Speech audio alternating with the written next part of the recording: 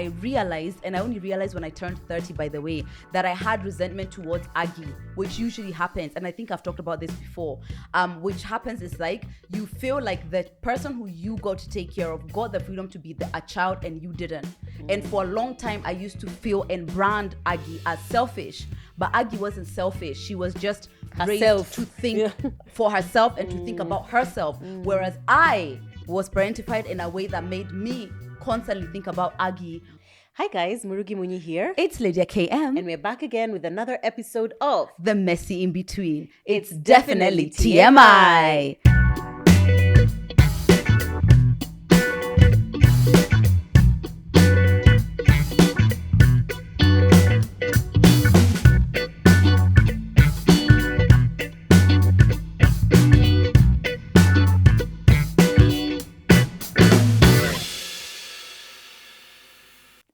Sometimes you just like who's gonna do work? I like do what the you've work. done. Yeah, I'm proud of you. Yeah, proud of you. We are proud of you guys for being here yet again. You know what? I love that you never get tired. You never get tired, especially the people who are for Wednesday 12 p.m. sharp. You are there no matter what, and we really appreciate you guys. We love what we're doing with you, and welcome to yet another episode of the Messy In Between podcast, aka TMI podcast. KE. Yeah, the Messy In Between doesn't have KE, but TMI podcast has KE. But technically, they both have. Technically, Sort of, yeah. Yeah. Anyway, guys, thank you for clicking on this episode. If you're not yet subscribed, obviously you know what to do. You guys. know what to do. Please subscribe. Here are 2 facts, by the way, about subscribing. 1, it is free. 2, it is private. I saw the other day someone saying that the reason they don't subscribe to YouTube channels is because other people can be able to see what channels they are subscribed to. And I was like, I don't see why that would be an issue. Why are you what are you ashamed of? What are you afraid of? Yeah. It's like maybe their mom is going to go on their phone and see that they are listening to sexual content or what. And I was just like, no, actually, other people cannot see. I think there's even a setting that you can put where other people can't even tell like what videos you've liked, what videos you've watched or whatever. So it's only you who knows that you are subscribed to our channel. Yes. No one else will know. Literally, we'll never come and be like, these are the people who are subscribed, the people who are not. No, it's literally just between you and me, baby. It's you and us, baby. And us. Yeah. So please just subscribe, guys. It really helps our channel, helps us grow, helps us create more unsponsored content so that we don't have to do as much sponsored content, even though thank you also for supporting our sponsored content, guys. We appreciate it. Thank you so much. How are you doing? From a deep place in your heart? From a deep place in my heart, I am in so much peace. Yeah. Yeah, and today I'm feeling so good. Oh, I love that. Yeah, you were saying you had a difficult day yesterday. I just woke up in a bad mood. Oh, sorry. Literally, nothing was going on, kids. Damn. I just was just like, I hate all of you. Yeah. Why are you all here? But the dress and outsiding helped.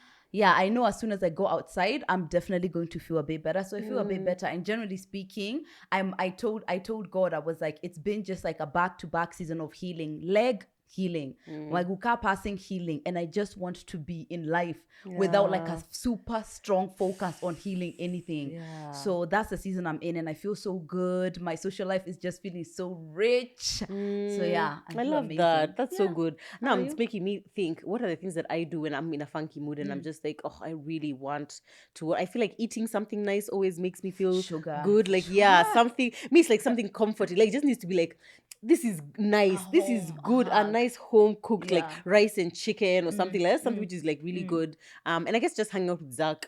Yeah. Instantly, those 2 things. I just instantly just feel like, wow, I feel better. What if you're in a bad mood with him? Oh, bloody hell. Because sometimes it's him, eh? Yeah. Sometimes he's the reason, eh? I can't say anyone on earth. I love everyone. Aggie? I love my mom. I know, I do. Oh, but sometimes it's just like the person isn't going to spark it for me. Yeah. No, being outside for me, I just feel like, no, because like anytime I'm outside, I will be forced to interact with people, and then I don't like that. I thought we changed that, baby. But not when I'm in a funky mood.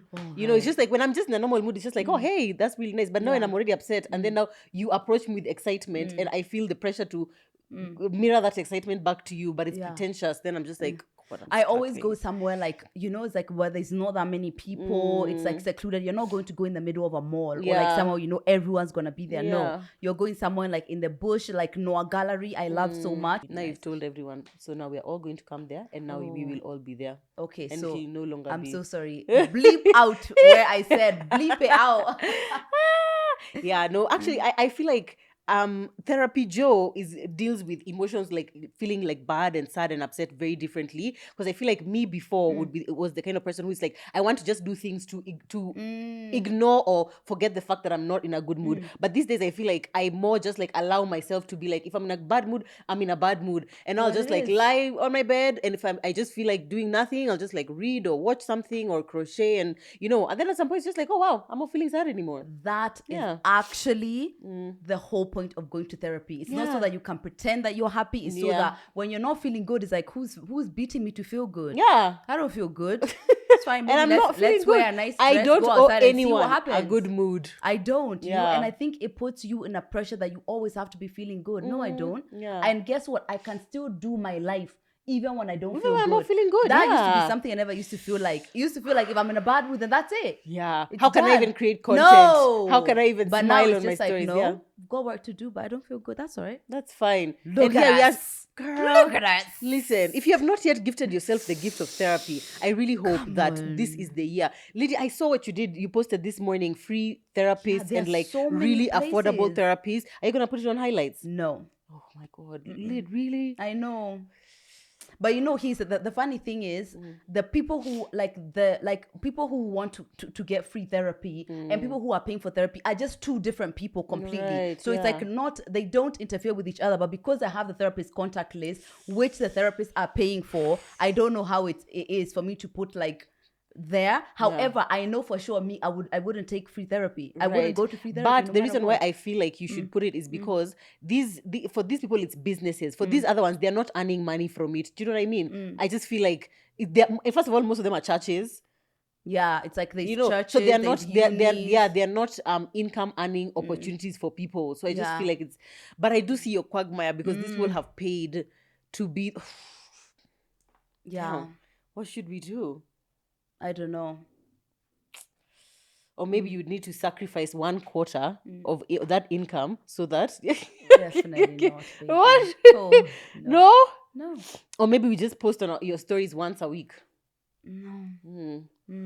Or, I just got what are we even talking about this episode? But anyway, I feel like what you could do is compile it into a list and then just sell it to people for 500 bob. Is that wrong?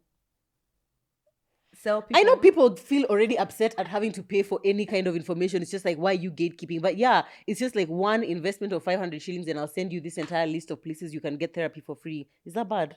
I don't know. How's your stomach kind of churning? And okay, fine. No, I'm not churning about earning money anymore. Okay, fine. No, it's just like, is it making sense? Based on what I'm trying to achieve here, is people who can't afford much, charging them for the information. 100 bob? Yeah, I don't know. But I'll figure it out because my goodness, so many people have reposted it and it's like saying, go check it out. I didn't know it was that. No, it's so much of a thing. It is such a thing, actually. Wow. Okay, fine. It's such a thing. And I feel like now, tomorrow, definitely someone will be there DMing you. Oh my God, I forgot to screenshot. Please, could you? That's your DMs tomorrow.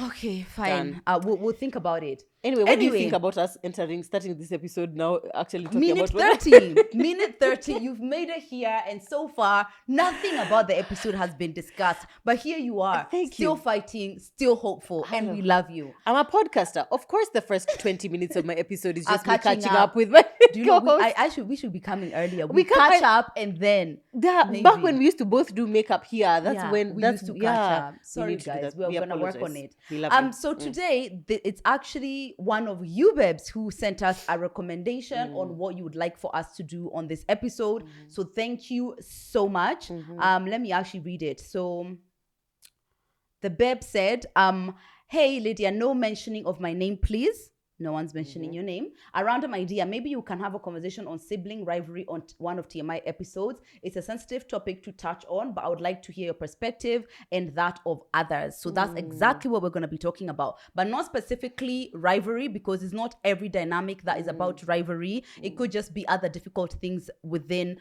the sibling dynamic. So that's what we're going to be talking about. Sibling stories. A lot of them are quite intense. So that's why it's going to seem like it's more on the negative side. But, you know, those ones are the ones. People who are just like, oh, I love my sister so much and it's been perfect. They really share the stories. The ones who have a difficult relationship. So we'll start with me because you have 3 siblings. Mine could take the rest of the episode. The rest of the episode could be Joe. Yeah. So I have a sister. Her name is Aggie, and she's been on TMI before. She is 3.5 years younger than me. And so first of all, to put it into context, my sister was born. So we were born together with cousins. Some of my cousins, like my parents our parents had us along the same time. So my cousin Mokami was born in May 91. Then I was born in March 90. No, May 90. Then me, March 91. Then her sister, who's like my favorite cousin, was born October 91. So she got a sister already, even before I knew who I am. Then May 93, her brother, Mokami's brother, was born. And me, I still had no sibling. So a lot of times we used to play together, but I would go home. Yeah, and be like alone. Yeah. Exactly. Oh, poor so thing. by the time Aggie was coming, I was so happy to have a sibling. So I have loved Aggie from the second I set my eyes on her. So that dynamic already was set for Joy. I was just so happy to have a sister. So for the most part, me and Aggie have a fantastic relationship, but I'm going to share some of the things that have been difficult. When my parents separated, there was parentification for me. For context, how old were you? How old was Aggie at that time? Okay, so my sister, I was 9 years old when my parents separated, and Aggie was 6.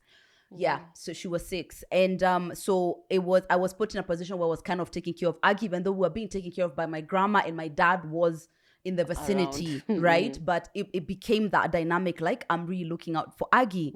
And so that made our dynamic difficult in a way, because I realized, and I only realized when I turned 30, by the way, that I had resentment towards Aggie, which usually happens. And I think I've talked about this before. Which happens is like, you feel like the person who you got to take care of got the freedom to be a child and you didn't. And for a long time, I used to feel and brand Aggie as selfish. But Aggie wasn't selfish. She was just raised to think for herself and to think about herself. Whereas I was parentified in a way that made me constantly think about Aggie first. So my natural instinct is to think about other people. And so when I see someone who, before I was healing that part of me, who just thinks about themselves, I was like, how are you like this? And I was resentful because they had a freedom that I didn't. And me and Aggie had a massive blowout when I turned 30, because I was feeling a lot of stuff about my own life. But by then Aggie had kind of grown up a bit more, that she could stand up to that narrative that I had created around her being selfish. And I realized it's me. I was feeling envious of her sense of freedom and her sense of like, you can just do what you want, because I was denied that when I was younger. And that one, I don't know who we can say is at fault, I guess, because my parents separated, my mom moved to the UK, so we were being taken care of by my shosh and I guess my dad, because but back then, single fathers alone could not take care of a child, of their children. It's like somebody else would take care of them. So I don't know what that's about, but that was a long time, something that was somewhat underlying. It's not something that we saw all the time, but the more therapy we did, the more conscious we are. Actually, even then I wasn't doing therapy, but the more self-work we were doing, the more we were realizing there's something here. And that's something that took a while for me to undo and to be like, no, I'm healing a wound of not being given the freedom to be a child when I was supposed to be just a child. So that's one thing that... Can I ask a question about that before you go to the next point? The parentification, do you feel like that was a decision that little Lydia took, that mom is no longer here, so I need to step up? Or is it something that the people around you imposed on you? Because, when it's like is it something that was just circumstantial, or is it something that you remember people actually telling you, you're the one who's responsible for Aggie, you're the one who needs to take care of her? I don't know if I can remember that. But I know for sure, even when we were growing up, by the way, which is another thing I was going to point out, is that my mom, as soon as Aggie was born, Aggie is Moana, the baby. So everything was like, if we're playing outside or something, and it's like Aggie cries, it's like Nike Mwaneka, like Diorore Mwana. Everything was like, go check on the baby. It was always a dynamic of the primary focus is the baby, and my mom admitted to raising us in that way. So which actually is just a normal majority people of parents, yes, kids, which is not healthy, because I am a child. So if everything is like, if you hear Aggie crying, it's like, what did you do to her? I don't know, maybe just investigate why she's crying. There seemed to be more care and more around Aggie from Kitambo, from when we were young. So now when we were coming up, already clearly there was that thing already, which was like Aggie's the baby. And what I realized is that, for example, when we used to go to school before, see, like my mom is the one who's getting us ready or whatever. So me, I'm not thinking about Aggie. But then now, who's helping her get ready? See, it's me. You know, so it's like, it was more like it just happened more than everyone kept telling me about it. And then eventually it becomes like, well, yeah, it's kind of, that's what you're supposed to do. And because Aggie was obviously a lot younger, it's like there's just a thing you do. Even if you were around somebody who's not as competent as you, naturally, if you're more competent, you take on that role. But then, yeah, I didn't know how much it affected me until later on when I started understanding myself. Another thing is, well, not necessarily another thing, but there are two things that we decided about each other. So sometimes what happens with siblings, by the way, it's not necessarily rivalry, is that when you see one of your siblings being amplified for something, you decide that that's their role and you aren't that. Right? It could be people saying that your sister is so beautiful. You decide that she's the beautiful one. So that's not you. And that happens with siblings all the time. I don't know if it's anybody's fault. I don't know, but that happens. So what I asked Aggie to tell me what she had decided, and Aggie said that she decided that I'm the smart one. And like, she just wasn't going to take that, because from when I was young, I was encouraged about how I think, and because I had the confidence to express myself, that was really, really amplified. And then I was doing law, so of course in an African household, you are the one who did what you're supposed to be doing. So Aggie for a long time decided that wasn't her, and I don't know if that made her choose doing dancing or whatever, or do something creative, something that I couldn't necessarily touch, but that's something which she had held on for so long, but that's something that she's healed. Something that she said that she still holds on to is that I'm the one who's going to be the spokesman. I'm the one who's going to be asked to do things. I'm the leader, basically, in the dynamics of our family. And she still feels that that's very true. And that's still very true now. It's like, if anything is happening with our family, it's going to be me who's been asked to. On my end, I decided that Aggie's the hot one from Kitambo. If you guys have seen my sister, whatever. So I decided that for a long time. So then I think I leaned for so much long in my personality, in my wit, in my being smart. I leaned so much further into that. And I realized I had a big disconnection with how I felt myself about either feeling attractive. Even the thing is, I never just considered it. It's not something I thought about, being attractive, being sexy, just, I never really thought about that until I've grown up, like way later. It's now where I'm just like, even the way I relate with my body, it's more like health, like how is it, as more than like, my body is sexy. And, it's that's something which I've undone later on in life. But yeah, those are our stuff in our sisterhood, but it's never... With us anyway, because we've both been doing the self-work, we've been able to hold each other's hands through that, as opposed to maybe like the resentments that build on and maybe potentially break the relationship. And if me and my sister probably didn't have the self-work we've done, especially that like massive blow up we had when I was turning 30, that probably wouldn't, maybe you don't survive that. Right. How would you describe your relationship with her now? Oh my God, she's the love of my life. That's funny because yesterday she told me I'm the love of her life, but okay. I did not. My sister is, I think she's the only person on earth I would die for. Your mom? You would not die for your mom? I don't think so. No, I wouldn't die for my sister. You wouldn't die. You shouldn't die for someone who's older than you. They've lived their life. You're right. I think I would die for... You die for your kids, no? Yeah, definitely. You die for your kids. Yeah. You probably die for Nelly. That's it. Yeah. Done. Finished. For sure, yeah. So yeah, she's somebody who I've come to learn. And by the way, a positive thing about our dynamics is that I've never decided that I can make decisions over Aggie's life or anything like that. I have always allowed Aggie to make decisions. The ones that were dumb, I've told her, Aggie, these are the negative things that could happen here, but I trust you, because I never wanted to deny Aggie the growth that comes from fucking up. Yes. Right. Allow your siblings that gift. Okay. Have you ever gone a long period of time not speaking to each other? No. Okay. Yeah. I can't even remember a time. Even if it would be like days or something. Yeah. Okay. Last question.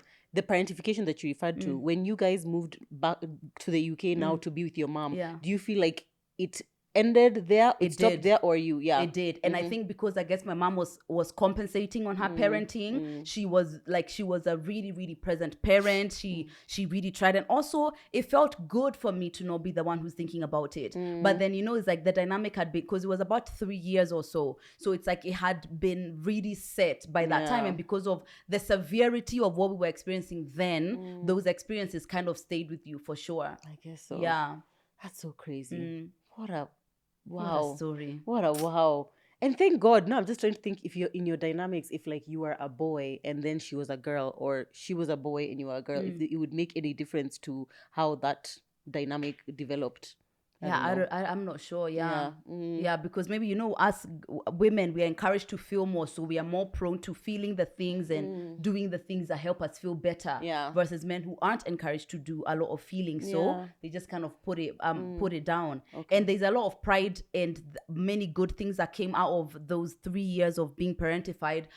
It's that I grew into a leader, and so much of my life has come from my conviction and my confidence and things like that. But it's one of those, would I have been this way either way? I don't know. We really don't know. Yeah, I don't know. But I would not encourage you to parentify your kids to try out. Yeah, because it doesn't always work out that way. Definitely don't do that. You know what I like way. about like hearing your story about with Aggie, and what, and even just watching the two of you, is that I feel like when siblings are only two, the nature of the dynamic is mostly just like, how am I relating with you? Yeah. Versus when we're in a group of like, we are 4 sisters, it's like, how am I relating with you, and how does that compare to how you're relating with her, and how does that compare with how she's relating with her, and how are we relating all together? Yeah. And when there's like now there's factions, or there's like these ones are closer and whatever, it's like a friend group. It's really, bitch, my You're in God. a friend group with your family. In a friend group. Dear Lord Jesus. Okay, so guys, I have 3 sisters. Imagine All 3 sisters. And we always used to ask my mom, were you like, do you have so many kids because you were trying for a boy? She's like, no, we had always said we wanted to have 4 kids, and us, we were very happy with our 4 girls. Which I'm like, great for you guys. Yeah. So my sister is the firstborn, Angie, and she's 2 years older than me. Then there was me, and then there's Dora, who is 4 years younger than me, and 6 years younger than Angie. And then there's Nelly, who came way later, who is 9 years younger than Dora and 13 years younger than me, which is literally which is a lot. Yeah. So our dynamics have like, there's so many things that have impacted the way we have interacted with each other throughout the years, not least of which is one of my sisters who has struggled with addiction. Distance has played a factor. Age difference has played a factor. So when me and Angie were born, my parents were at like early stages of like their medical careers. So it's like there was a certain element of like struggle. Your parents are still like don't have money as such, kind of like thing. So there's many formative experiences that I have with Angie that I don't have with my other sisters. And all through growing up, I think the story was mostly just like me and her were together as a group. Then there was Dora, who was by herself. Then there was Nelly, who was by herself. Yeah. And that in itself has, over the years, had its own different kind of like added layer of complexity. Added layer of complexity. So there are many things that Angie and I can relate with, especially as regards our parents and their rocky relationship, that our younger sisters just can't. Now, my relationship with Angie specifically has always been relatively positive. Obviously, when we were younger, there was some element of like jealousy because we are so close in age. And when I was born, my mom says that for me, they hadn't planned for me to be born. So when I was born, I was sent to go live with my grandma for a bit, but they stayed with Angie, which now later on, now it became problematic because I was just like, there was a day I was going through our family album and I was like, there are so many pictures of Angie, so many pictures of Dora as a baby, so many pictures of Nelly as a baby, literally no pictures of me as a baby.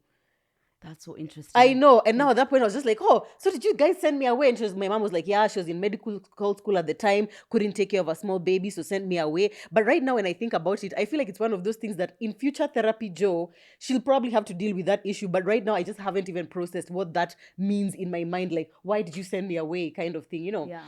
But I think with Angie, we just had, I would say, just the regular progression of like, when we were younger, we were very close. And then in teenage years, we were like, we kind of like split, especially because she was like a bad bad girl, kind of like, the rebellious. She was like you, kind of. So you said you were rebellious in your 16s. Yeah, me, I was like for a couple of months. It's like because I Oh, wanted to right. go out after a night. I wouldn't class myself as a rebel. Angie was like was quite rebellious, and I was the exact opposite of her, which I feel like that in itself is like a dynamic. It's just like Angie was just like, this one is just a rebellious child, which of course now when I came into the dynamic, I was like, oh, Joan is the really good child. She doesn't even like going out. She's so unproblematic. No one has to worry about Joan. Remember that, because that comes that comes again later on. Question: How many years were you being taken care of by your grandma? I actually don't know. I've never even asked my mom all those details. We have yet to exactly. But at some point, I'm just like, we already have so much with mom. Do we really want to? And that's on Mother Wound. I hope you guys have watched that episode about mother issues. But anyway, so with Angie, at some point, our teenage years were a bit problematic because now it was just kind of like, you are being this bad person. I was the snitch. So anytime she sneaks out at night, me, I'm the one who's just like, oh, I just don't want her to go and get hurt. So I have to tell mom. So she hated me for that, obviously. There was a time she started a rumor in school that I had died. I'll never forget that. She started a rumor that I had died. And that time she started a rumor that I was adopted and like no one in our family loves me. Literally, guys, we had like really problematic teenage years. But afterwards, there's a point at which she went to South Africa to study, and I think the distance brought us closer somehow, because like now it was able to be like, you're your own person there, and I'm my own person here. And after she came back, I feel like our friendship has continued to merge. We have, challenges just like any other sibling, but I love her to bits, to bits. My God. So that's with Angie. With Dora, Angie, you had said that there was jealousies, but what do you mean by that exactly? When we were growing up? Yeah, from that perspective of like the way, is it like from a place of like the way we had said, okay, Aggie's the hot one, Lydia is the smart one, then you feel like envious of that trait in someone, or? I don't know. I feel like it's just, now when I think about it, it's probably just like childish things, because all through growing up, she used to be very close with my dad, because she always used to have like very boyish tendencies. So she would always was tomboyish. She would wear like big t-shirts and anytime he needed things fixed in the house, he would always be calling her. And so I think at some point I internalized just like, oh, she's daddy's girl, and so me, I just have to cling to my mom kind of thing. And I think some resentment built from that, not the least of which is tied to the fact that because he's an alcoholic and emotionally unavailable, I used to feel like the little emotion you have is spent on Angie. So now it's just like, now you kind of like, what are you doing? So with her, I feel like my relationship with her has developed in a beautiful way, because now we are both moms, and I feel like when we both became moms, it enabled us to like see each other in a different way, in a lot more empathetic and right now I feel like we're able to have conversations about literally anything. Like she's someone who I can be completely free with. My sisters and even Zach always have a running joke that I crave her attention and like affirmation and validation. I literally feel like I'm a little girl when I'm with my older sister. Really? Yeah. Because with her, I just feel like, oh, she can handle everything. But that must be nice. Yeah, it's actually really nice. And I think maybe for me, I've internalized that. That's something that I've internalized about her. It's just like, you're the big sister, you know everything, you have the solution to everyone's problems, which is a fantastic thing, I guess. Because for me, you usually, when she's not around, it's me, exactly. Yeah. Oh, wow, right, yeah. I wonder what a whole therapy session with us four would look like. That would be interesting. Put a pin in that for me. Thank you. Yeah. Now, my relationship with Dora has been far different. First of all, I have barely any recollection of her as a child or us as children, because like I said, by the time she was born, by the time she's 0, me and Angie are 4 and 6. So a lot of the time, me and Angie just used to hang out together. In fact, if anything, she was a thorn in our flesh. Oh. Yeah. It was like really difficult. And she's spoken about this sometimes, about how like growing up, she always used to feel like, oh, it's like they had this cute little sisterhood, Joan and Angie, and now she's there. And then also when she was born, my mom, I don't know if at that point, because she was the last born for so long, my mom really coddled her. Like she breastfed her until she was 4 years old. Tana, literally running from the playground here to come and breastfeed. Yeah, she breastfed her until she was 4. She would take her to the office with her. Like, she would travel with her. So she was literally attached to her. And so because of that, Dora and my mom really developed a really close friendship. And as we grew, like now when we are like teenagers, Dora was like 8, 9. And now it was kind of like, you're just so annoying. Like, why are you here kind of thing? And that obviously materialized into a really difficult, even late teenagehood for her, and then the 20s when she started battling addiction. She has battled addiction from when she was 17. So all through 17 until like literally now late 20s, our relationship, actually this one goes for like me and her, but also her with my other sisters, the relationship has been very rocky. Because one, obviously when your sister's an addict, you can see the pain that your mom is going through. You can see how difficult it is for her, not being able to save her, always feeling like, is this really the real you kind of thing. And so literally when I say that the relationship that I have with Dora now has been built over just the past 1 year, that's literally all it is.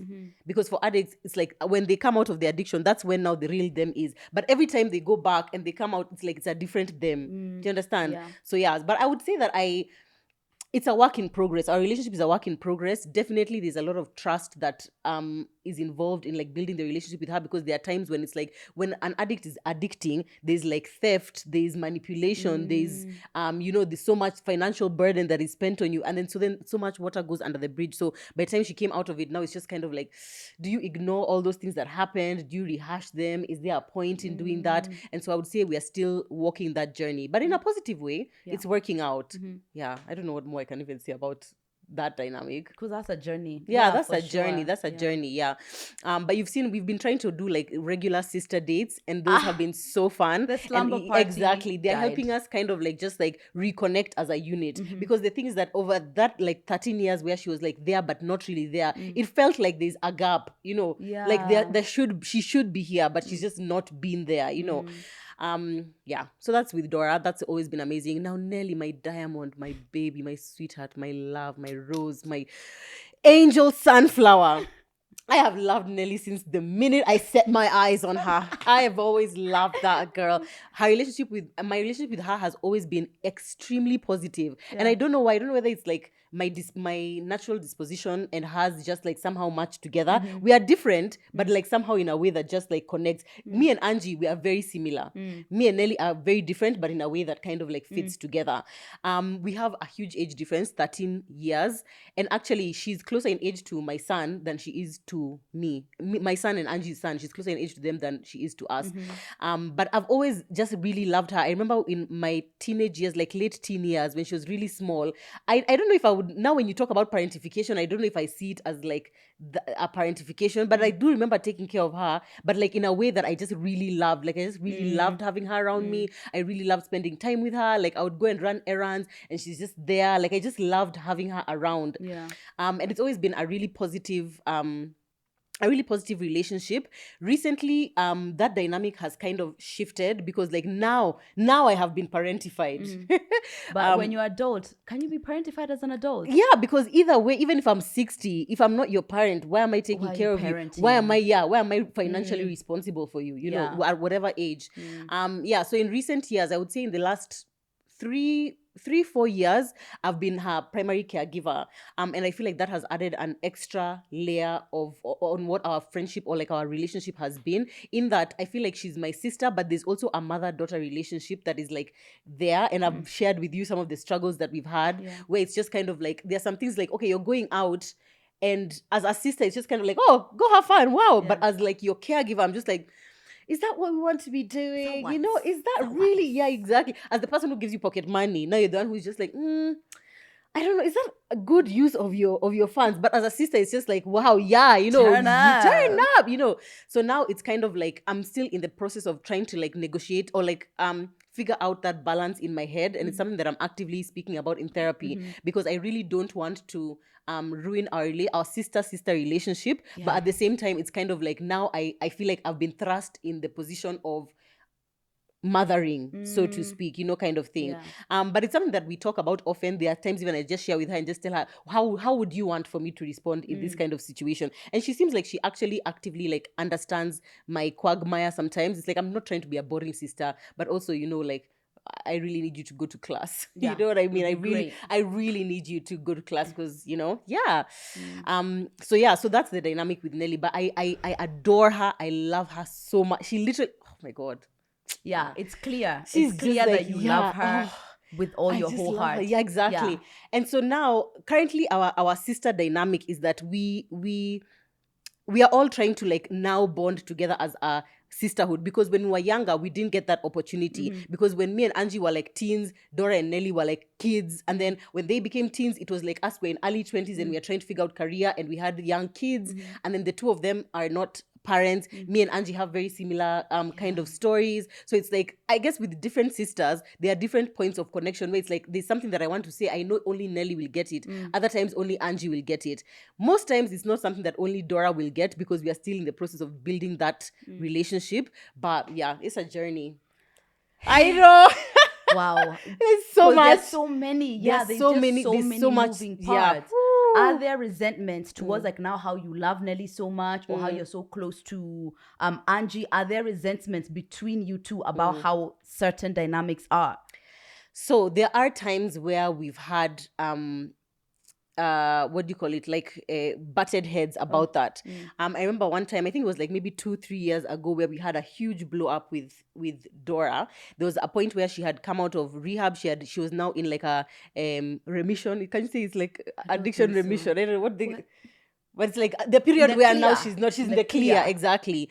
And I remember my mom has always tried to play a really nice pivotal role of trying to bring us together, which sometimes has worked. Other times it's just kind of like, no, just step back. Because there was like me, Angie, and Nelly at some point felt like my mom, because Dora was like the one who needs to be given more support and needs to be helped and needs to be cuddled.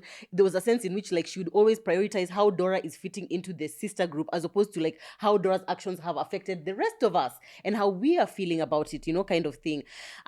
So at some point I remember us having a huge blow up where Dora felt like why do I not care for her or give the same level of like care, attention, love to her as I do to Nelly. And I remember that became like a huge thing, because for me, I was just like, with Nelly, it's like she's so much younger than me. I see her, it's like she's like a child. Yeah. I need to take care of her. But at that point, Dora was already an adult. So I was just like, I just feel like you've made your choices and now you just need to sleep. You've made your bed, now you just need to lie in it, kind of thing. But eventually, obviously, like as we've had more conversations, now she's matured and like obviously it's like, yeah, she's taking care of herself. But there are some elements, like sometimes there's just those undercurrents of just like you can see that these two people are connecting more than these are two people. But it's like we're all just trying, know. Yeah, my mom really tries. Sometimes she even like we'll have a PowerPoint presentation. She'll invite us to her house. She's put up a PowerPoint presentation about forgiveness, about reconciliation, about, I don't know, like just so many different things. It's just kind of like, Mom. But with relationships, you kind of just can't force it. So we're trying to be as intentional as possible about like building the bond. But it's a work in progress, let me just say. It is. It's a work in progress, yeah.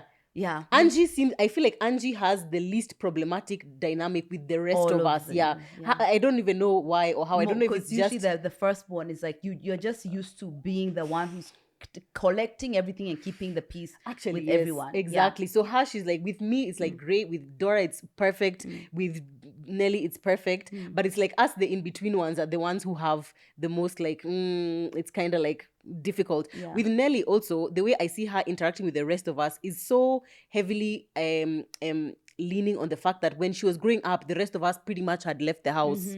So it was like just her and my mom, or just her and my parents. So a lot of like the memories she has of her childhood, none of us are in there, except for like now when it's just like, oh, come to my house and spend the night or whatever kind of thing, which is really difficult. Yeah. She's also in a whole other generation. Like she's an only child on her own. Exactly. Yeah, somewhat. Yeah, which is like funny enough, it's like I feel like the dynamics with your sister, I also kind of take cues from that. I feel like Nelly's a baby, and so it's like everywhere that I interact with her, or like there's a time we had gone out, it's like baby Nelly, take care of her. That's exactly what I receive from you guys' dynamic. And I feel like even the way that I interact with Nelly as well is different, right? It's also different with Dora. I feel like I've taken all those cues. And funny enough, with Angie, who I also adore just as much, but I feel like we're both firstborns. So it's like, who's not who gonna can be we a now firstborn take here? exactly?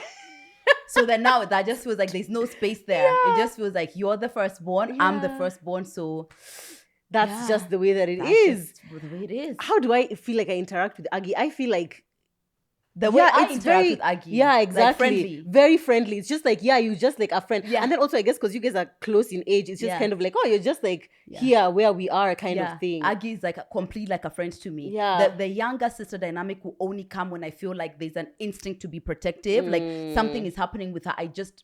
It will just feel that way. Or sometimes when we're in a family dynamic, it's clear that I am being treated like a firstborn and she's being treated like not a firstborn. Yeah, but otherwise it's literally like a friend. Yeah. Yeah. What if you could change one thing about your relationship with Aggie now? What would that be? Now nothing. Yeah? Yeah. Oh. Now nothing. I guess distance? Oh, You'd put you right. together? Now I don't even see it that way. Oh, We've been, I right. guess, long distance since I relocated in 2016. No. By the way, I don't see long distance anymore in like my really? dynamics. It Oh, feels that's like really good. this is what people do. Yeah. In fact, when I see someone go straight to their mom's house, that's when I'm like, Oh, yeah. I can't go to my mom's house just now in this second and Yeah. just be in her bed. That's when, like, there's a reel that Sharon K put up, and she was like, you know, when you want to go to your mom's house and I just saw it. And you were like, oh, yeah. I guess people do go to their I mom's guess people houses. just go to your mom's house right now. I don't realize anymore, because now it feels like this is my norm to be this way. But yeah, in those moments, sometimes I'm just like, oh yeah, I wish I could just see you or be with you right this second. Yeah, but now I think we're used to it. And to be honest, I think like long distance has helped us. There's something about distance that It sometimes, does. especially now in the age of technology, because it's like I can still connect with you, Yeah. but I'm not in your space and All you're the not in my space. Because there's a time me and Aggie, when every time we used to get together, there's like a bickering that comes in. Yeah. Actually, post blow up, as we can say, PB. PB. It feels like we were so conscious. We now saw what was the underneath the bickering, what was the underneath of just like there's something here but you can't tell what it is. So post that, it felt like, you know, after a hurricane, it's like, yeah, shit is a little messy, but we can gather in the clear air, we can put things together in a different way. And we've put together our relationship in a very different way now, in a much more intentional way, like much more like, I know your stuff, you know my stuff. It's like, where can we do this dance? Also, when I broke my leg, my sister had to take care of me, I guess for the first time ever. Yeah. So that changed things, because I had never seen Aggie as someone to take care of anything. So then now... Not of anything? Yeah, like I just couldn't see it that way. Like just seeing her be a carer to someone is like... Because I am the one who was in that role most of the time. And even when we were growing up, my mom kind of leaned on me as like... her friendish, and there's a way me and my mom have been that maybe I think Aggie sees as like, we are so similar, we are so close, but I guess it's like I was more partnering my mom in a lot of things. When if she needed something, she would automatically think me first, you know. So we've mended our dynamic in like a gentle way. When you talked about the teenage years, it's like there's a time where it's like I was really frustrated that Aggie wanted to be like me. Every time my mom would take us shopping, I pick something, there goes Aggie. Grow up! Holding the same thing. And it was frustrating to me at that time. Then we grew up a bit, and then Aggie's like this cool, younger, so I want to be like her. Then we've had both moments of like, stop trying to be like me, Aggie. Stop trying to be like me, Lydia. So we've had those moments, but they weren't exactly big tips. They were just like, I want to have my identity. Yeah, but then now it's just like, we will be identical if we need to be. Because now we've got our identity. We don't need to bicker about it. You know? Sound just like Angie, because I know there's a season where it's like when we were growing up, it was just like, I really want to wear the same thing she's wearing. I really want to do whatever. And now, of course, that now yielded more fights between us. I just remember, oh my God. But I don't think I got to experience that for like my younger sisters because of the age difference. So I just feel like it's just like, no, that's what you're saying. Dora is like such a big gap different, whereas Aggie's 3.5 years. It's only a 6 months difference. Maybe it's just the fact that of just the way we were raised was just so different, of like me and Angie and then Dora, you know. And I guess by the time Dora was born, me and Angie had already formed that union. Already. So it was just like, I don't know where you're gonna be. Yeah, exactly. And your parents then were like more affluent. So it wasn't as much struggle. And so then now it's just kind of like, you can't relate to like what it is that we are saying or what it is that we are doing. You don't know what we've been through. Yeah. And I think that was, which is funny, because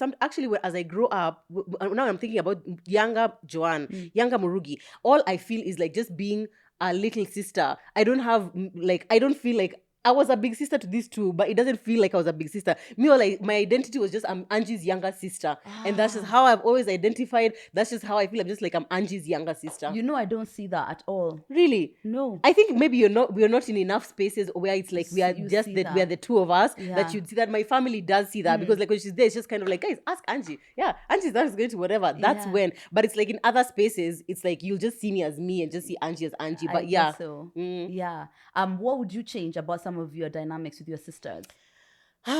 Okay. I guess about how it is now. Now, yeah. Okay. With Nelly, even though we are learning how to navigate this new space of like being sister but also being mother daughter, I feel like I look forward to a time where we can go back to just being sisters. Like I look forward to when it's just like there's no that added undercurrent of financial responsibility, which, because in my head, for me, I don't see it as a burden. I don't see it as like oh my god, I have to take care of my sister. I see it actually as a blessing. I love it.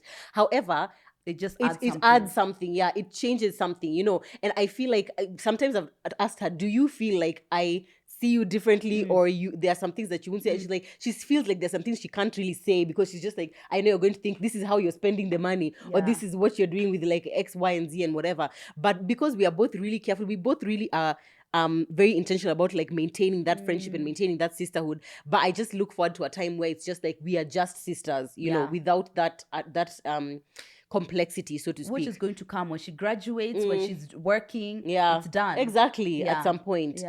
With Dora, what would I change? I feel like right now I'm looking forward to us having a deeper, more meaningful relationship. I feel like now, because all the water that has gone under the bridge, right now where we are is like, at least we are friends. I like you, you like me. We spend time together, but we haven't really had that many of just like one-on-ones of it's just like me and you connecting, me and you, you know, like doing stuff together, like just the two of us. In fact, more often than not, when we hang out with Dora, it's like it's us as a group. So I would love to be able to like connect with her deeper in a way that where we're actually able to talk about the past. Because right now I feel like where we exist, it's kind of like none of us wants to remember, because no one wants to be the person who's always reminding the other person of the years they lost, of the way they fucked up or whatever.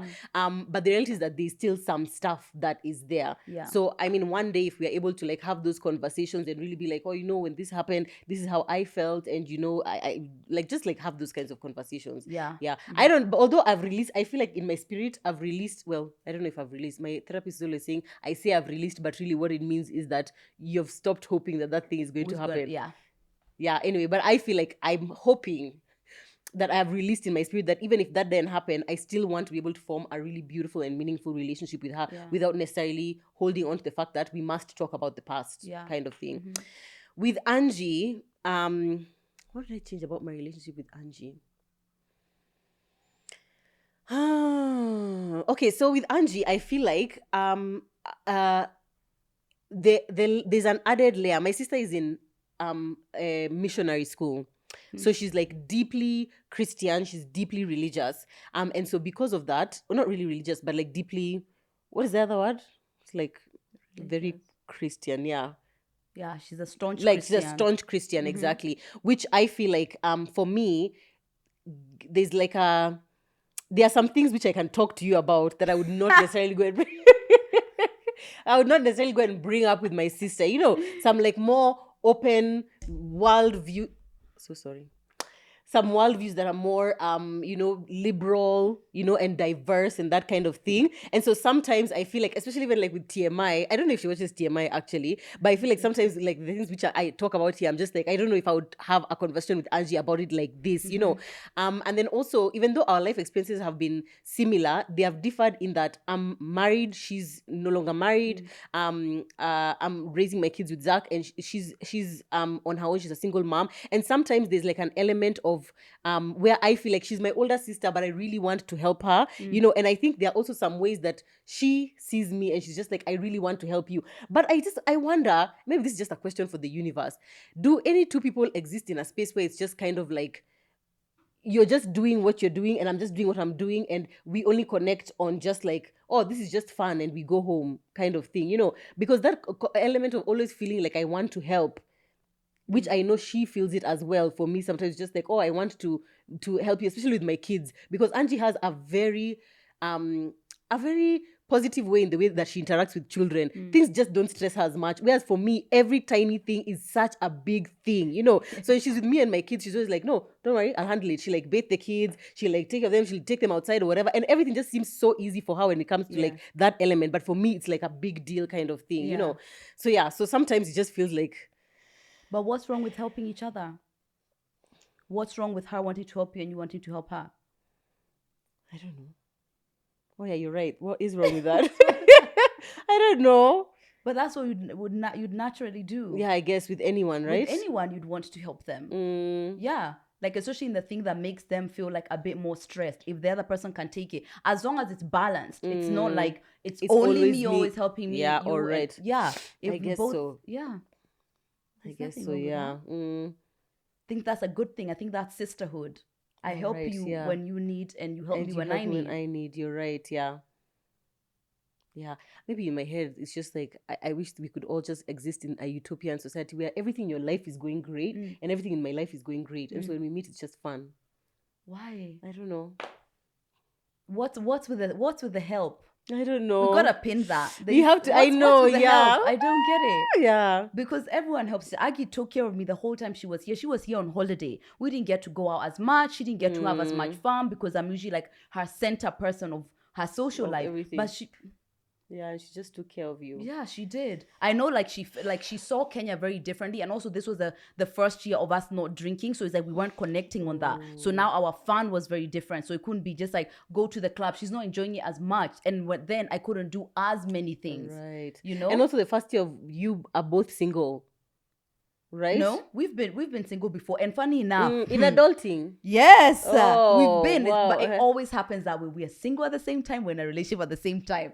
It just always happens. So can one of you now open the door? I'm going to open the door. I'm trying to open the door, guys. Wink, wink. Stay tuned. Yeah, but Aggie, that's like the last thing she's thinking about, especially because her body is her job. So it's like thinking about children and stuff like that. She thinks about that very, very differently than I do. Very differently. Ooh. Yeah. Actually, here's another thing that I recognize is like the relationship between the two of you. It's like it's at this level where like none of you have children. I look forward to seeing how that will change, like when you have kids when she has kids, and what that looks like, kind of thing. Because there's a sense in which I feel like when Angie and I had kids, we were both able to bond really, really amazingly, especially Mukeni and Nashe, because we were pregnant at the same time. We gave birth at the same time, which was really, really great. But there's also a sense in which, like, especially when your kids are young, it's you just have less time to focus on like the me and you. Now it's the me and you, and how also our kids are interacting. Human relationships are so fucking complex, man. Yeah, and this is the only bit where long distance is gonna help. Yeah, because not much is changing. It's a call. It's just like the text that as always would be, versus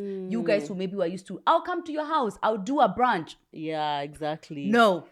No, but I always think about how it's going to change. Sometimes I trust that we are good, and I think the foundation we've set for like the rest of our lives feels really good. But I always wonder what that's going to look like. You know, when like my entire focus of my life is like something different. I actually think, how is all of my life going to look like? Because it's like I pride myself being in someone who's so connected with like my family and my friends, and I wonder what that's like when I don't have that much to pour.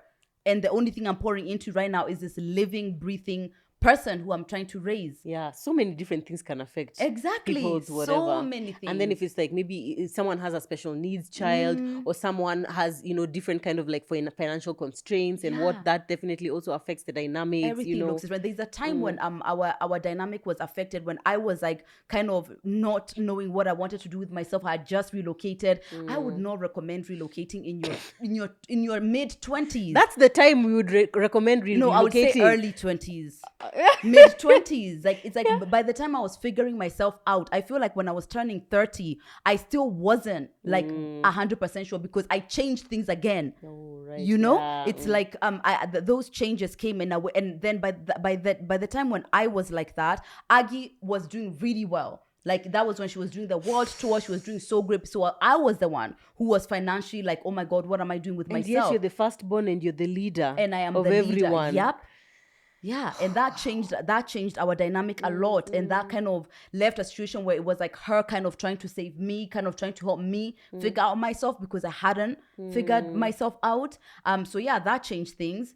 She said that things changed for her as well, and she feels like there's a lot of money stuff she has when I was taking care of her when she was in uni, because she got into this amazing dance school, but we had to be paid, and it was like £10,000. Yeah, and it was just like, that's it. And so it's either she defers a year, maybe she defers and like things are more difficult. So I stayed in the UK. I was going to relocate that year, but I stayed so that I can support her with her rent and her upkeep. You are working? I was working. After my master's, I was working. And then my mom to pay for the fees, right? And she says that she feels like there's money stuff that happened there where she felt like indebted. kind of indebted in that way, because it's like, wow, everyone is really shifting their entire life to kind of help you figure out your stuff. It always feels that way, no matter, even though I felt like this is the most generous thing I could do and I felt no way doing it gave me so much pride. The person who receives help, these things that happen to them. Really? Yeah. Because I've never thought about like how now it would impact like my relationship with Nelly in the future. I've talked to you about it in the perspective of when equals is always the best way to have a relationship. It's always. I think that's what I was trying to communicate earlier when I was talking about help. Is like, I want everything to be equal. But why is it not equal? Or what do you not see equal? You know, I feel like with different sisters, it's different. It's just like depending on what it is. I get your point. Yeah, there's elements where it always feels like maybe someone is just going through something. Can it ever be equal, really? But I don't know. I don't feel like there's anything with me and my sister now that's feeling like off balance or anything. And even sometimes when they are, the only problem is if one is severe. Do you get my point? Yeah. If one is severe, it's just like you really are struggling. Like the way I was struggling financially, I didn't know what I wanted to do with my life, and yet Aggie had figured that out. Or like in that dynamic when I was helping her because I'm working and she's in school.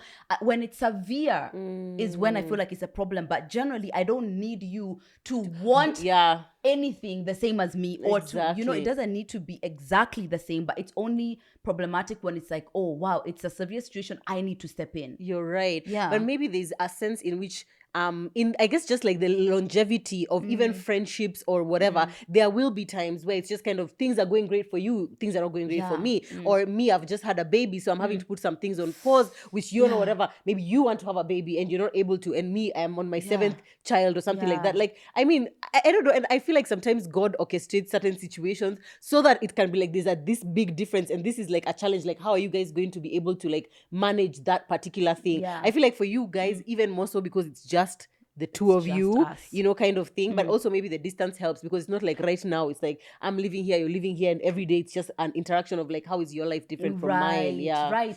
Yeah, that maybe makes a big difference. It does. And also, do you know what? I think that you think it's a blessing when it's me and you, but it doesn't seem to be a blessing when it's your sisters, because we always say, God, one fire at a time. Right? Oh, Lord Jesus, please. One fire at a time. And that has been like an asset. And actually, right now, both of you, we are both in like a really good space in our lives. Exactly. Yeah. Yeah, but for me, I don't know, maybe in my head, maybe this is now, we said we need to have a thing about like we've decided, or things we've decided about each other. In my head, I feel like I already have, in my head, it's like I've decided, Lydia is good. Like you're good, you're fine. Yeah. Especially because I feel like you have the backdrop of your parents. I feel like for me, and so for me in my head, it's just like there's no not good situation that you're not going to be able to overcome. Because and I feel like that's about money. Exactly. Because for me in my head, it's like as long as you have money, at least. You know, at least kind of. So even when you're going through the breakup, I was just like, if anyone can get through this like wellness lead, obviously is the one who's going to make it through. It's just like in my head, I've decided, I know you're gonna overcome it. I know you're gonna be fine. Like for me, it's just not. It's just like you're okay. But for my sisters, it's different. For my sisters, I kind of feel like it's up to me. It's up to us as like the sisterhood to make sure this person is okay. And if it's not for us, if we don't come through, they're not gonna pull through. I just feel like even if no one shows up to your rescue, you're gonna rescue yourself. You're gonna be all right. And why have you made it up to you? I don't know. Just I guess because like sisters, just like blood, you're responsible for them. You know. Yeah. And even society, not even sisters, even society, the number of times who it's like when Dora especially was like in addiction and we've tried all we can to pull her out, when people would like come across her, they'd just be like, how can you guys just abandon her and just leave her? But you know, it is a point in an addict's life where it's just kind of like you have to let them reach their rock bottom. But people don't see it that way. Even with my dad, it's just kind of like, this is your dad. How can you just like leave him to just whatever? But it's like at some point people just need to suffer the consequences of their own actions so that they can see how bad it is. Otherwise, they will never ever come out of it because they're like, Joan will always save us. So the society makes it seem like Joan will always. That's what we don't want to talk.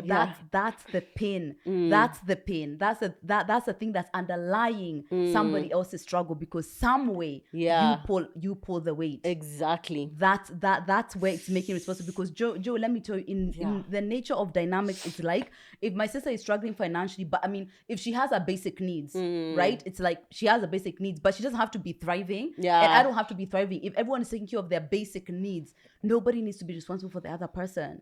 Yeah, now you see, that's what I struggle with when it comes to like my sisters and like my mom, I guess. You know, it's just like feeling like if something was not going right, I would not be able to live with myself knowing that they are not comfortable. But see what the definition of that comfortable is that's what's problematic. Now you see, maybe in my head now for you, I just feel like you're comfortable, you're okay, like everything's fine, even if it's like, oh, you're sad, you went through a breakup, but it's a breakup, you know, but you're gonna be fine. Guys, you see this is her emotional rock here speaking. This is it. This is the one, guys. This is the one who holds me down. Yeah. No, I get it. I think that sense of responsibility is what makes it feel like you want the equality because you feel like it's you who has to pull the weight if there is an imbalance. That's the thing. Yeah. And maybe that needs to be definitely pinned in therapy. That does need to, because like now when you've mentioned the word like equality, it would thrive better if it's like if we were all equals. That's, I feel like that would be, it sounds like such a dream, such a utopia of just like if we were all at the same place, it would be so much easier. Because it would make you relax for you. Yeah, to be able to then now interact with people, not from the place of just like, how can what I have, how can I then help you? How can I lift you up? How can I whatever? And just for it to just be less like, oh, we're just interacting like we're just friends and we're just whatever. That's the way you interact with Aggie. Yeah. That's the ease you want exactly. out of it. Yeah. Exactly. And I feel like sometimes I don't have that ease. Wow, I think I just unlocked something. Yeah, there's something. I think I just unlocked something perhaps. Yeah. Unlocked. Yeah. I think that's the element that requires, because even like, let's say like Aggie is going through stuff. It's not always like, even though she's working, it's not everything that's always like perfect or me that's perfect. But it's like nobody needs to step in for the other. You just kind of, you hold each other's hands knowing that like, I'm here for you, I'm supporting you, I'm praying for you, but I don't need to step in and be responsible for you. Right. Yeah, and that's something which we've both needed to do for each other. It's not like I can't. It's like, no. It's They're like experience this, like figure this out, see what your other options are. Is there something else you can do? Can you diversify if it's financially or anything like that? You know, emotionally, it's like, I need you to be able to get yourself out of this relationship. I need, you know, it's like, it hurts, by the way. And I see why, especially older sisters don't want to let their younger sisters go through things, because sitting through this and knowing you have all the answers, but you're like, no, let her breathe through it. Let her see through it. I've never told Aggie to leave any relationship ever, even though I'm just like, leave that monkey. Leave this monkey. But by the time she gets there, the things that she's picked up to understand why she needs to leave, it's there. But of course, my sister's never been in an abusive relationship. Like she's being beaten. You know, there are things which you just need to be like, get her out. Pick you up right but now. You know, like those other ones, by the time she got there, the gems that she picked up helped her be the person who can leave. And that's the point. You know, it's hard. It is hard. For me, I just feel like my instinct is just like, I see you suffering and I'm going to do whatever I can to alleviate that suffering immediately. But what do you take away when you do that? Not what do you give, what do you take away from that person's experience? A sense of responsibility, a sense of independence, a sense of autonomy. And also sometimes when people constantly get help, they feel like, oh, I'm someone who needs help. I'm being helped again. All right. That's a reminder that I'm not where I want to be. That's a reminder that I'm not capable.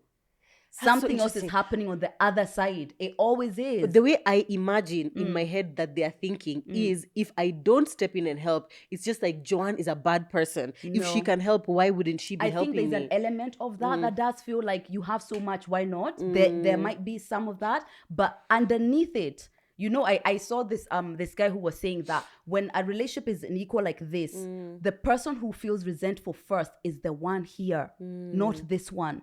Even you is the one who seems like you're pouring. You're not the one who feels the resentment, is this one. Because this position, this constant pouring is a reminder that I'm here, being poured into. So what is the role then of the person who is here? Is it to support, just to be like, but not taking responsibility? But I'm here to help if you need me, or it's like the support, which is just like, what can I support and how can I help you actually get out of it, more than help you so that you're still here, but you just don't feel bad. But you don't feel bad about it. You know, it's just like it's a different setup that maybe that comes.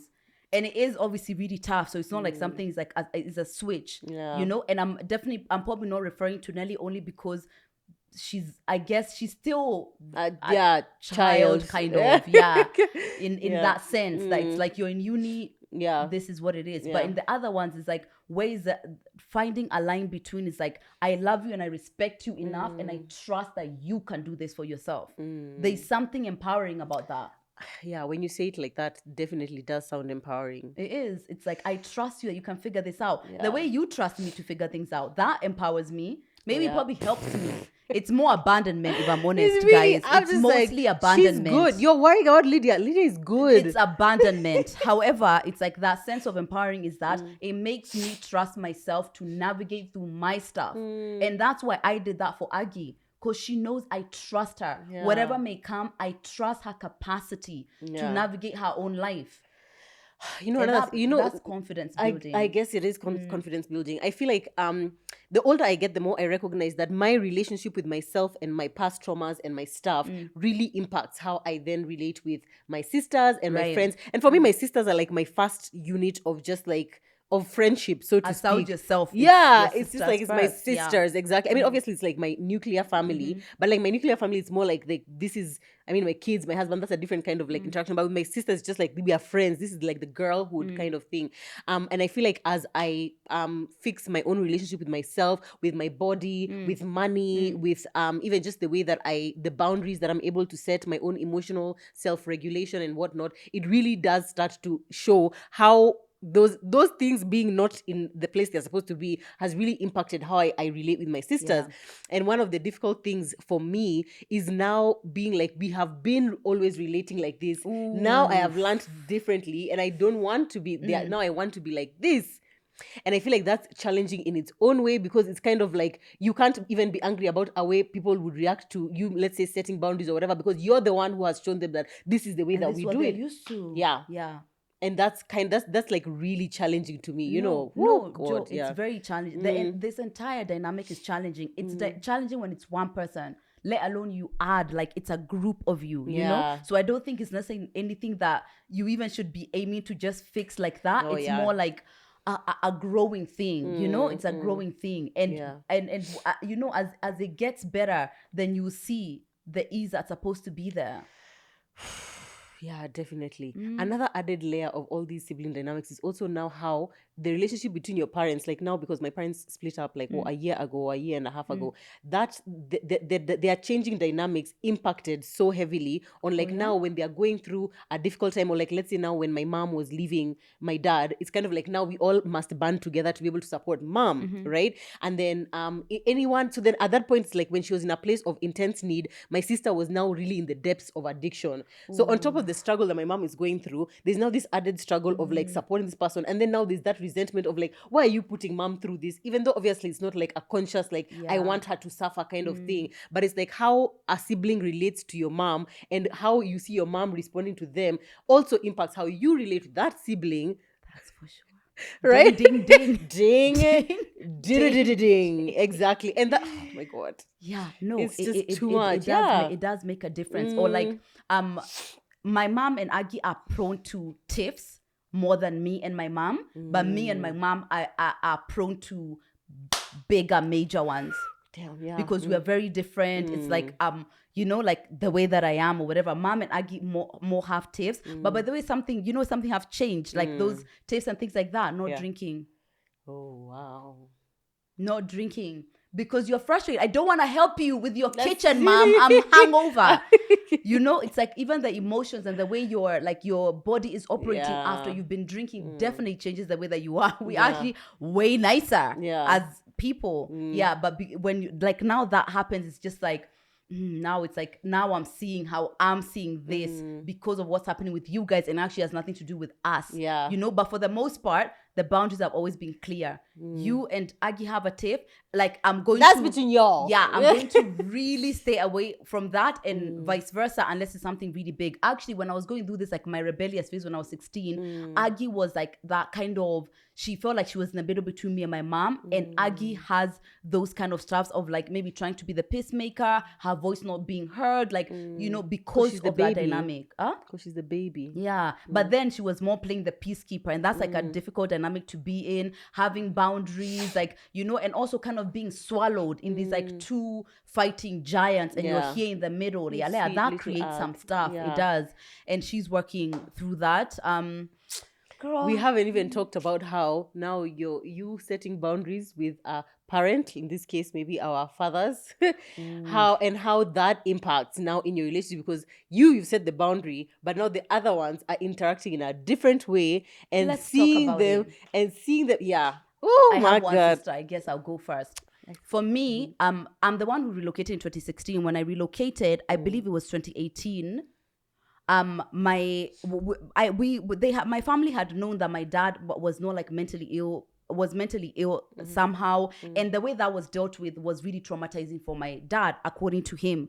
And now in 2019, worst year ever, I kind of took that on, right? And I took him to see people, even the damaging experience, the emotional turmoil of that season alone is like 6 years of therapy. Just those 6 months alone. You only 1 million in the trivia because Then I kind of started that role, and I kind of had to section him. First of all, doing that to a parent, it's like, sectioning is like when you have to put someone in hospital without their consent. It's like because maybe they're going to be of harm to themselves or to other people. So that the journey of like me caring for my dad has built resentment from his end, which I can see, because he feels like I am the one who's controlling his life, and I'm not controlling his life. Of course, I'm taking care of him when he can't take care of himself, but he doesn't know that he can't take care of himself in that time when he's not feeling well. But he's really come a long way. Even like we'll have a conversation like, hey dad, I don't know if you're doing okay. Let's go to the hospital, and he'll go. So it's been like the journey has been definitely a lot nicer, but the undercurrent of that was a lot. There was so many times where there was so much emotional abuse from my end, verbal abuse from his end to me, and the financial turmoil of that dynamic as well, without any kind of gratitude of being seen for it.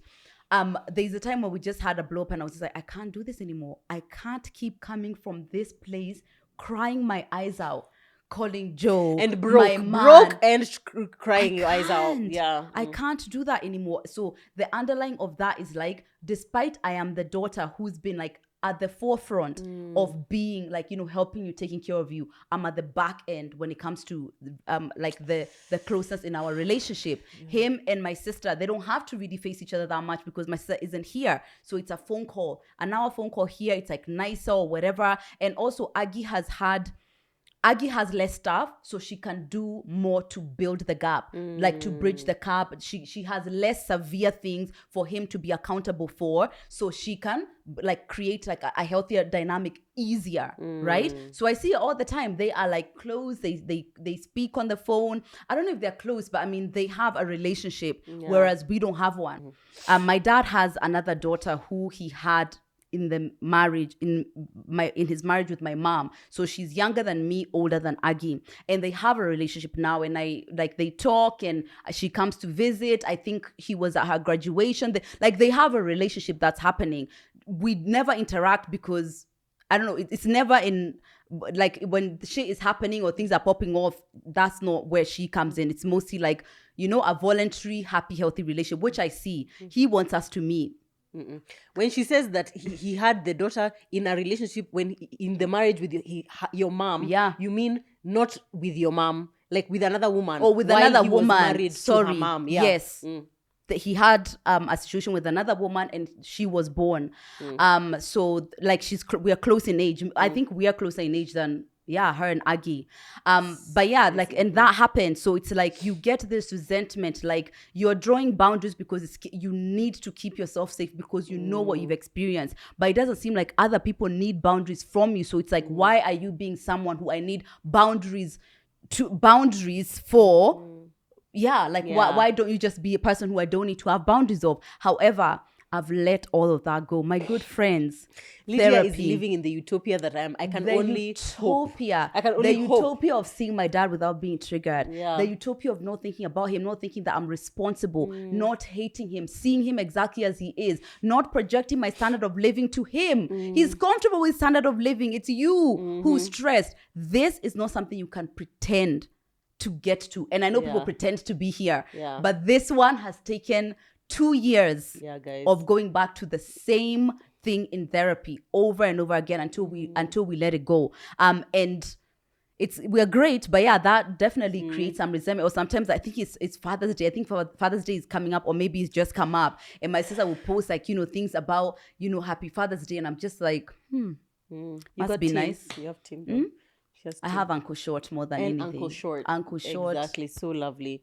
So on this element, I feel like is one of the most uniting factors between Lydia and I, because we have had such similar experiences with regards to this particular, like literally identical, because for me and how my sisters interact with my dad versus how I interact with my dad has been very similar to yours. So as we I think post uni, there was a point where my sister was in SA, but then she came back, and now obviously Dora right now I am 34, my sister is 36. Just for context, Dora is turning 30 and Nelly is 21. So pretty much when it comes to like financial responsibility, Nelly is we don't really count Nelly. But for the past, like, let me say 5 to 6 years, there was a dynamic where it was just like I am the one who is responsible for my dad financially when he actually is in need. Meanwhile, actually, not that my dad is not working. He works.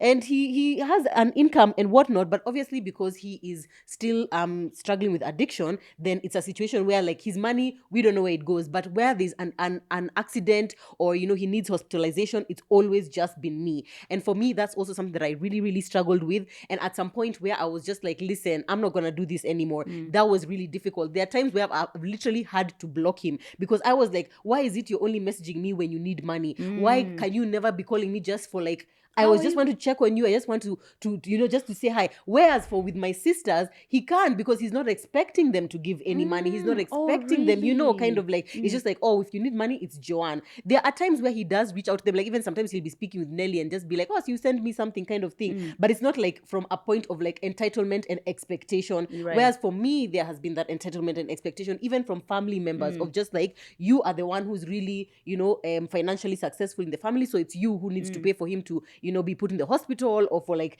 something is happening and like his rent is late, so you need to kind of like step in. And so for me, when I set that boundary, which for me is still a point of struggle, I've not reached where Lydia is, where it's just like I'm able to see him and just be like, I'm okay. Right now I'm still in the place of like, really, like I remember over Christmas, my sister Angie and her kids went to go and stay with him for a couple of days, and I was just like I, because I just feel like because they have not had that burden of like, I've literally paid hundreds of thousands for you to be in hospital because you got yourself in this mess, only for you to leave and go to the bar immediately afterwards. And I'm just like, really, kind of thing. But because theirs is not muddled with that financial stuff, as much stuff, it's just kind of like, great that you're able to have that, but also definitely some level of resentment, especially for Angie. But for like Dora and Nelly, they don't really interact with him as much. So I guess there's nothing there. But like my older sister, there's definitely been a feeling of just like, wow, I'm so glad that you get to have that. I would have loved to have that, for me to also just like interact with you, just like, hey, damn, that's what you're going through. Sorry. Like all of the burden and all of the resentment that you feel. Or feeling the pressure from family to like, you need to be the one to step in, you need to be the one to like smamia this thing and whatever. So that definitely has been difficult. But I feel like over time, I feel like I have released my sister from feeling that burden of like, why do you get to have that relationship? Because I realized also, you, Joan, no one was forcing you actually to pay 500,000 for the hospital. It's you who didn't set a boundary, and so no one else is responsible for it. I mean, obviously there's like that pressure, but it's like, in reality, you're the one. You could have said no. You could have said, I only have 50,000. You could have also just like set the boundary. And now that I'm in the place of setting the boundary, I'm like, I am releasing anyone from the expectation of having to mirror my relationship with him so that their relationship also looks the same way. No, yours is the way that it is. Mine is the way that it is. And I've had to make peace with that. No, it is a difficult one. It's hard to, because it's like you think it was being put on you because nobody else could do it. So was it ever really a choice? Like, it's tricky. It's very tricky. But as you're saying, as you heal your own stuff, then other things around you start healing. I don't need to be resentful for my sister to have that. I mean, it's a good thing at least she has. Yeah. I know for sure, because there's a book my dad read, Aggie said, and like they've had really open conversation. Something like the price that children paid through divorce, something like that. And because at least he was an avid reader. So my sister said that they've had those conversations of like the pain that has been caused and things like that. And I don't know if I want to go there, because I don't know if I will get what I require back, and I don't know if his reception will be the same as it is for Aggie, even though he tells to Aggie that, you know, if me and him sit down, like that's how the conversation is going to be like. And he feels, he's kind of mentioned that craving of like being able to like settle some of those things, but it's like, do I want to disturb this my peace? Whoo, baby. How is it feeling like to be in the place of peace? How have you been able to like release the need to be the one to step into everything that is healing myself? Healing myself has put me in a position where I can feel compassion for myself and feel compassion for him and not be responsible, because I'm seeing him as a working adult. And this is something which I heard from, if you guys haven't watched that, the TikTok cult documentary. Yeah. Absolutely must watch. Oh my God. I saw it, but I haven't watched it. And one of the things that a lady said, because she was in a dynamic which was difficult with her parents, and she said she had to go and deal with that parent from the place of, I am an adult and so are you. Not, you are an adult, but I am your child. And now sitting with someone like adult to adult, it's a very different dynamic. But how long did it take? I was doing self-work before, and then I did 2 years of therapy to be able to get to this place. It takes a long time, but the way it feels, by the way, the amount of time you spend when you think about that and the emotional trauma on your body, you could literally you could create a new country with all that time. You know why I find it difficult to even think of like this sitting with him as like you're an adult and I'm an adult, is the fact that I feel like, especially, I don't know if it's just addicts or what, or like the impact of like black tax or whatever, but I feel like he always knows the things to say which make me start feeling guilty and make me start feeling like, no, actually it's your responsibility. Why aren't you doing this? You know, actually, if you don't step in, this person will die and just never ever be taken care of. And it's like everything is on you. It's like as if they have no other family members kind of thing. And I always feel like when there's a bit of distance, I'm able to like on the phone be able to send a text which is like I've set the boundary.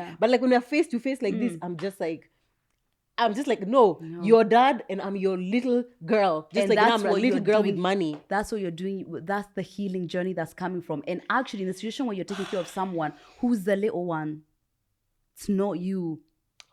It's well, not you. Certainly a thought, isn't it? It's not. You are the mother and he is the child. Right. Especially in a situation where they're entitled. Children are the only people who are supposed to be entitled. They don't have the mindset yet to understand that, you know, anything else. So that entitlement creates a dynamic where you're the parent and they're the child, not the other way. But that's where the healing comes from, so that you can armor yourself with more things that say, no, you're an adult. And the way that you're living is up to you. And you could live a different way if you wanted to. And if you want support I can always offer. But responsibility, I beg your finest pardon. I beg your finest pardon. We can support, but responsibility, I can always support, and support is okay even for everyone. We all need support. I need support in a different way. I do. But responsibility, I can't do. And you see, that's the problem. Done. I feel like even family sometimes, like now external family, has a way of making it seem like, okay, but now your dad is doing this. How are you guys going to help him? You guys decide what's going to happen. And I'm always just like, why are we the ones deciding? Yeah, if it's like because my dad is like a mental health issue, like where he doesn't have sometimes the capacity to take care of himself. Case, that one I definitely take on, but everything else, because he gets a pension every month. So it's like the standard of living you want to live is that, and my dad is one of the most talented people in the history of the world. Like, I don't even know anybody else who's more talented than he is. But what does he do with it? So he has got the tools to do other things if he wanted to. But, and I feel like even as we move away, he's becoming a bit more responsible because now it's you. You're right. Yeah, it's you now. It's you now. I really like that differentiation between support and responsibility. You can always support. Yeah, it's like okay, you've gotten yourself in this situation and the bill is 100,000. I'm able to support with 20,000. No, that's not what I mean. I mean by he wants you to to help him pay for therapy. Okay. Supporting his healing, not supporting paying for the mistakes he's made. No. So we don't contribute? No contribution? No. Zero? No. Oh my God. No. Oh my God. That is not what I okay, meant. you see, now in this kind of context, I think I shared with you where there was a but time that could be a start for you, it baby. could be a start, yeah. Where it was like, I had told him that because every time his lifestyle obviously leads to a lot of health issues and medical issues. So I told him, you really need to get insurance. And he went and did research, and it's like, okay, the insurance, because he's older, also is above 60, it was like coming to like 170,000. And me, I was like, what I'm able to afford or what I can support with is 50,000. Yeah. And then now the pushback was just kind of like, okay, yeah, but where am I supposed to get the rest of the money? And I'm like, I don't know. But he works though. Yeah. But of course the money goes to other things. Fun and so you enjoyment, see support like that, or like maybe support the way and actually that's for you more than anything. Yeah. Because actually, when the hospital, yes, so that I can absorb myself. Like me, we supported. Yeah, I know even that. When the hospital come and it's like $1 million, it won't be, the insurance will pay. So that is something for you that's going to help you. For example, I pay for my dad's insurance so that if shit happens, I know it's going to be me, but I would rather alleviate that one-off payment versus these ones of 400 throughout. Yeah, no. Yeah, getting him insurance, making sure that his hospital is able to support those kind of things are for me. Yeah. Yeah. So guys, really, the way we wanted to structure this episode was we share a little bit about ourselves. Literally, and then, just a little, just at the beginning, 20 minutes. And then we share you guys' responses. But as you can see, we've taken the entire episode. However, I could just feel like this was something that was valuable to share. So we just shared the way that we shared. Yeah. But the next episode, we'll be sharing your response. And actually, you can share. Oh, no, we won't be able to see it by the time, because we're shooting it right now. Exactly. But anyway, we'll share other people's sibling stories. Because if you're following us on social media, you saw the question tag, right? Exactly. You did. So we hope and that you answered. See that. Yeah. What I hope this episode achieves is for whoever is listening or whoever is watching to be able to see that it's complex. Like human relationships are complex. So complex. I doubt there would be anyone who would just be saying, me and my siblings, the way we grew up, it's just been perfect. From the beginning, it's been perfect. We've never had any kind of like, especially even when you're sharing that dynamic of like, when a new child comes and your parents are always just like, hey, take care of the baby. What's the baby? Don't be near the baby. I actually, as you are saying that, I in my head see times where I hear Tana crying and I know they're playing together. And in my head, I'm always like, Mukeni is aggressive. So she probably maybe had, and I'll just be like, Kenny, what happened with Tana? Kind of thing. But you see, now it's something I'm super conscious about. They're both my babies. Young what kids. Happened to both but of it's you? Like this one is delicater. Oh, because she's tiny and small and unable to like manage on her own. Yeah, really? But it's true though. Tana is 4. Yeah, but it's like different. It's just like she's so small. She's the smallest one. Yeah, exactly. So yeah, you want that's them to be treated the same. Why are they not both children? If you come into a situation that you don't know, they should both be children. But this, obviously, if no matter how, even if it's 1 year difference, you know more than the other one knows. They will. And guess what? Mukeni knows that too. So without it being imposed, there's a natural thing that she's going to do for Tana. Yeah. That's already there. It's only gets severe when other people keep making the difference so much bigger. Yeah. Because I see Kenny taking care of Tana all the time without being told. Exactly. Let it just stay as the one that not being told. Because that's a human reaction. That's true. But the other adding one is the one that's just like, no, mom, actually, Tana is crying because she hit me. Yeah. But you've come here screaming that it was... Now, for parents who are watching, I feel like it's such a natural disposition. You actually have to fight against that. Yep. You have to fight against that one. What's just like, this is my baby, this is my sweet girl. And then also depending, if like Tana is really tiny in posture, in like her body is like really small. Oh, there's already a bigger difference. Yeah, exactly. So it's just kind of like... my baby is injured kind of thing. But now with I'm going to be so conscious about that. I feel like Zach is really, really conscious about that. Oh, like he is? he's extremely conscious. Like he's always like, and he knows that Tana sometimes has seen, your kids are smart. They can see like, I know if I cry. And even though I'm the one who has hurt this person, it's just like, I know they're going to be like, what happened to Tana? So definitely for me, that's pointers. I'm definitely going to be like more observant about that. Yeah. Yeah. And because now you've heard from a firstborn. Exactly. Yeah. Maybe most firstborns can probably tell you was probably the other way. Yeah. I even wonder like now how it'll be like Ethan one day, about like how it was like now when his 2 tiny sisters were born, and like how that changed the dynamic of like Yeah, everyone has their shit.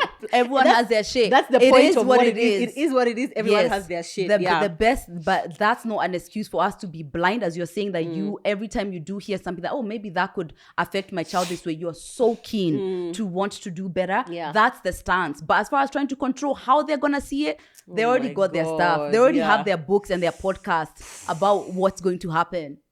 And that's something I've released, by the way, because I used to feel like I want to do all of this self-work so that when I'm a mom, when your mom maybe they're going to be like, my mom was so annoying because everything was therapy talk. Exactly. You know, sometimes just like, it's not that serious, mom. There you are saying, I really deeply was able to like really connect with they were just like, but how else? I wanted to have fun, mom. I wanted to go out. Yeah, but now here you are. So whichever way you do it, there's going to be something that you miss because you are a human being, you know? It's just trying your best. What do you hope the audience takes away from this episode? Despite the fact that you guys probably see our relationships with our sisters, it's just like, oh my God, so great. We've even had them here on the episode. There's an undercurrent of all of that stuff, and not to mean that your relationship is not healthy. What to take away is that healthy relationships acknowledge the stuff and deal with it with compassion and with a lot of grace and take their time to deal with it. So that's the truth of it. Like, it's not about looking like you're perfect. Also, somebody had mentioned like, why is there no between of like, oh, do you guys have a great relationship with your siblings or a bad one? Why is there no in between that sometimes it's great, sometimes it's bad? Yeah, oh, right. Yeah, but so I would feel it's like if it's on off, it leans towards bad. That's the thing. I would because say if it's great, then the bad times are like, it's not really bad. It's more of like, oh, we just had a fight. Yeah, exactly. Yeah, I think so. Yeah. And actually for most of the responses, but we were saying like maybe the people who have in between relationships don't really share. Yeah. But I noticed that most of them, the responses were like either really great, I love my sisters, or really bad, he tried to kill me. Yeah. So really severe. It's really severe. So I hope you guys take that. It's like a walk in all human relationship. It's a walk. It's a journey. It's a hold my hand, I hold yours. What's really happening here? Yeah. How can I see you more and see you more intensely? Even the stuff that maybe I'm creating. You know, like now the way Aggie says that, you know, I'm the smart one and the one who's going to be like, Aggie has changed that, but the being responsible in the family, how can I shift that balance a bit more towards her so that she can feel like she's being seen from that perspective and she's being respected as a leader? How can we see each other in that way? Yeah. My God. Hey, you know, I'm actually feeling kind of shocked that in our it's almost 3 years of having this podcast, we've never talked about this. It's crazy. And the way we always talk about, we even had them as guests on the show. Yeah. But we haven't ever talked about it. We haven't, Thank you so much to the babe who actually sent that to us. We really appreciate when you guys say, oh, please talk about this, because then we know there's a need. And from the number of responses, I was like, there's a need. There's definitely a need. Yeah. Thank you for sharing so openly and honestly, sister. Thank you. You too, baby. This was good. So I loved it. Yeah, me too. I feel like there's so much more that I could still have said. I think at lunchtime we are unpacking for sure. We're going to eat and now say all the other stuff, or like maybe other things we've forgotten to say. Exactly. And we appreciate you guys for like our audience. We always feel like we can bring you guys anything, literally, and you guys are going to be open-minded. You're going to navigate it with us. You're going to be confused with us. You're going to go through it with us. And I feel like TMI is such a safe space. Oh yeah, definitely. So thank you so much for being that, guys. You can just comment below what is your sibling story, whether it's negative or even the positive ones, or maybe a healthy one but there's a difficult dynamic. How have you guys been able to get past it? And we can all just heal together.